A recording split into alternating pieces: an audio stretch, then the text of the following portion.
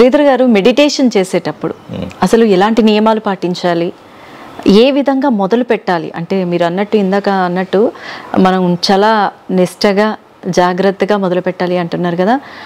మణిపుర చక్ర వరకు చేయాలి అంటే అసలు ఎన్ని రోజులు పడుతుంది, ఎలా మొదలు పెట్టాలంటారు? అంటే మెడిటేషన్లో వచ్చేటప్పటికి నేను రికమెండ్ చేసేది ఎప్పుడు కూడా ఒక సిస్టమ్ ఉండటం అనేది నేను రికమెండ్ చేయను. ఎందుకంటే మెడిటేషన్ అనేది ఆటోమేటిక్గా ఎప్పుడైనా జరగాల్సిన ప్రాసెస్.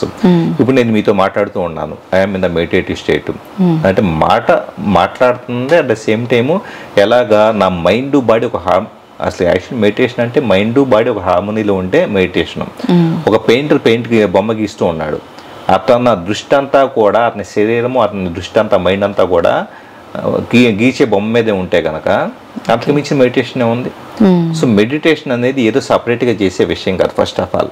కానీ మన మైండ్ బాడీ స్ప్లిట్ అయ్యి ఉన్నాం కాబట్టి కొంతకాలం పాటు ఆ ప్రాక్టీస్ కావాలి. ఎలా ప్రాక్టీస్ కావాలి? ఫస్ట్ చాలామంది అడిగేది ఏంటంటే మెడిటేషన్కి ఒక దగ్గర కూర్చోవాలా, లేకపోతే స్నానం చేసి కూర్చోవాలా, పూజ చేసుకోవాలా, ఇలాగ ఇవన్నీ.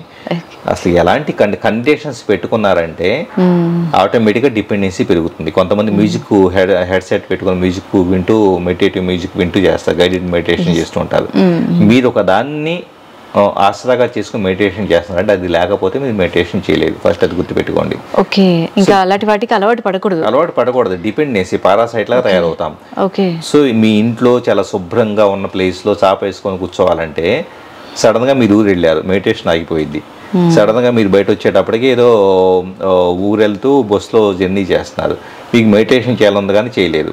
సో మెడిటేషన్ ఎలా ఉండాలంటే కనుక there shouldn't be any place, ఎలాంటి ప్లేస్ ఉండకూడదు.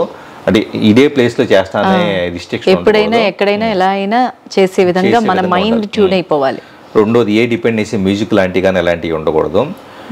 రెండో థింగ్ ఏంటంటే స్నానం చేయాలి, తెల్ల బట్టలు వేసుకోవాలి, ఇలాంటి కండిషన్స్ ఏమి ఉండకూడదు. ఎనీ ప్లేస్ మీరు బిజీ సెంటర్లో 7 సెట్ ఆటోలో కూర్చొని కూడా మెడిటేటివ్ స్టేట్లో ఉండగలగాలి. Plus over the period of time స్టార్టింగ్లో మీరు కళ్ళు మూసుకొని మెడిటేషన్ చేసినా కూడా మెల్లగా కళ్ళు తెరిచి కూడా పరిసరాలు గమనిస్తూ కూడా మెడిటేటివ్ స్టేట్లోకి వెళ్ళగలిగేలా ఉండాలి. అంత సాధన కావాలి. సో మెడిటేషన్ ఎలా చేయాలి అంటే చాలామంది శ్వాస మీద ధ్యాస పెట్టడం, రకరకాల పద్ధతుల్లో ఏదో సంథింగ్ హార్ట్ చక్ర దగ్గర ఒక లైట్ ఊహించుకోవడం అలా చేస్తూ ఉంటారు. But all these are you are doing something. ఏం చేస్తున్నారు? శ్వాసను గమనించడం అంటే ఏంటి? మీ మైండ్ శ్వాసని సపరేట్ చేసి గమనిస్తుంది. అబ్జర్వ్ చేసేటప్పుడు స్ట్రెస్ని క్రియేట్ చేస్తుంది. ఎలాగే చేయాలి, శ్వాసను గమనిస్తూ ఉండండి అని. ఫర్ ఎగ్జాంపుల్ నేను మీకు చెప్పాను, మీరు కళ్ళు మూసుకున్నారు, మెడిటేషన్ చేస్తూ ఉన్నారు, శ్వాసనే గమనిస్తూ ఉన్నారు.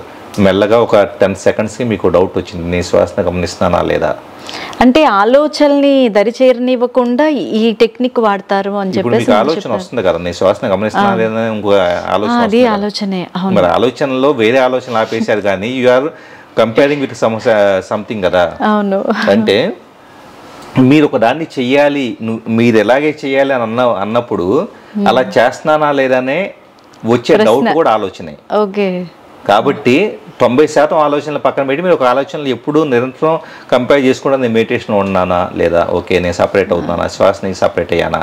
సో అరగంట సేపు కూర్చున్నా ఇదే ఆలోచన వస్తే కనుక ఇంకా మీరు మెడిటేషన్లో ఎక్కడ ఉన్నట్లేక.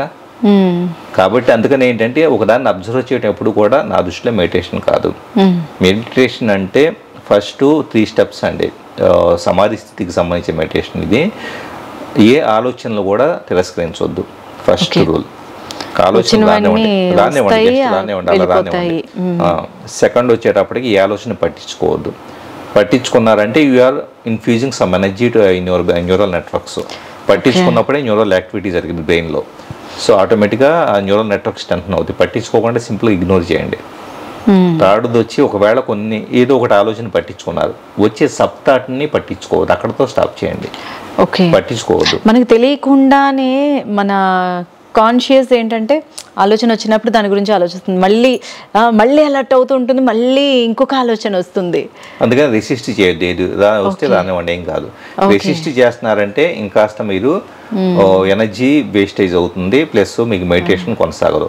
సింప్లీ అబ్జర్వ్, విట్నెస్, సాక్షిభూతంగా ఉంటూ ఓకే రానివ్వండి ఆలోచనలు. ఇలా మెయిన్ ఏంటంటే కృష్ణవేణి గారు, మోస్ట్ ఆఫ్ ద పీపుల్ ఇదంతా చాలామందికి తెలుసు కూడా కానీ ప్రాక్టీస్ చేయరు. So the main problem it self start చేసి నేను లాస్ట్ 15 years నుంచి నేను మెడిటేషన్ చేస్తున్నాను. 15 సంవత్సరాలుగా నేను రెగ్యులర్గా ఎప్పుడన్నా కొన్నిసార్లు బ్రేక్ అయితే బ్రేక్ అవ్వచ్చు, కానీ చేస్తూ ఉండబట్టి నేను ఒక సర్టన్ స్టేజ్ ఆఫ్ దీనికి నేను రీచ్ అవ్వడం జరిగింది.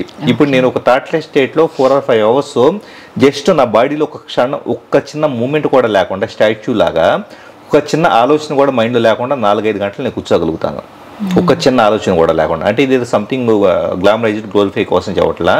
So when you do regular practice you can reach such type of state. మనం వచ్చే ఆలోచనలు ఎక్కడో ఒకటి స్టాప్ అవుతాయి కదా, ఆ స్టేజ్కి వచ్చేస్తారు. ఇంకా అసలు ఆలోచన అనేది అవసరమైతేనే, ఇప్పుడు మీరు అడిగారు ఏదో, అడిగినప్పుడు నేను సమాధానం చెప్పడం కోసం ఆలోచన వస్తుంది తప్పించేసి, మీరు చిన్న ఎగ్జాంపుల్ కిచెన్లోకి వెళ్ళారు, కిచెన్లోకి వెళ్ళిన తర్వాత కూరగాయలు కట్ చేయడానికి చాకు కావాలి, కానీ ఎప్పుడు చాకు చేతిలో పట్టుకొని తిరగరు కదా. అంతే కదా. సో ఆలోచన అనేది అవసరం ఉన్నప్పుడు మాత్రమే ఉండాలి. ఆ స్టేట్కి ఖచ్చితంగా రీచ్ అవ్వచ్చు ప్రాక్టీసెస్తో, రెగ్యులర్ ప్రాక్టీసెస్తో.